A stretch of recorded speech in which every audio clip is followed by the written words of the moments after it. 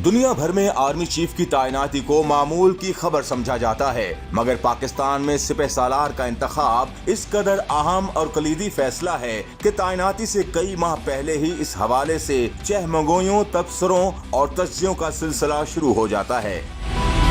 General Qamar Javed Bajwa, जिनकी तौसीह शुदा मुद्दत मुलाजमत 29 नवंबर 2022 को खत्म हो रही है, अफवाज पाकिस्तान के 5 लेफ्टिनेंट जनरल रिटायर हो रहे हैं, जिसके बाद सीनियरिटी लिस्ट में तब्दीली आएगी। 6 मेजर जनरल 28 सितंबर 2018 को प्रमोट किए गए थे और 3 स्टार जनरल बनने के बाद 4 साल में रिटायरमेंट होती है।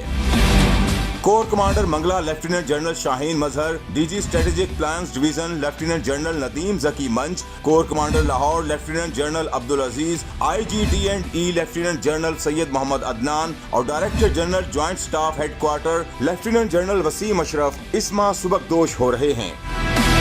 लेफ्टिनेंट जनरल आसिम मुनीर को भी 5 मेजर जनरल्स के साथ तरक्की दी गई थी, मगर उनको रैंक लगाने की तकरीब ताखीर से हुई। 25 अक्टूबर 2018 को लेफ्टिनेंट जनरल नवीन मुख्तार रिटायर हुए और अगले रोज लेफ्टिनेंट जनरल आसिम मुनीर ने नए रैंक के साथ नया ओहदा संभाला। उनकी रिटायरमेंट की तारीख 25 या 26 अक्टूबर बनती है, मगर अस्करी ज़राए का दावा है कि उनकी मुद्दत मुलाजमत 26 नवंबर को खत्म होगी।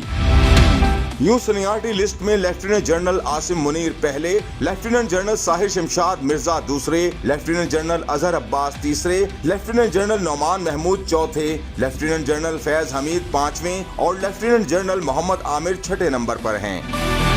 अफवाहें ज़ेरे गर्दिश हैं कि लेफ्टिनेंट जनरल आसिम मुनीर को 4 स्टार जनरल का प्रोटोकॉल भी दे दिया गया है, लेकिन अगर ऐसा ना हुआ तो लेफ्टिनेंट जनरल साहिर शमशाद मिर्जा और लेफ्टिनेंट जनरल अजहर अब्बास में से किसी एक को chairman joint chief of staff committee और आर्मी चीफ लगाया जा सकता है। अब बड़े इदारे की बड़ी कमान कौन संभालता है, कुछ ही दिनों में सब सामने आ जाएगा।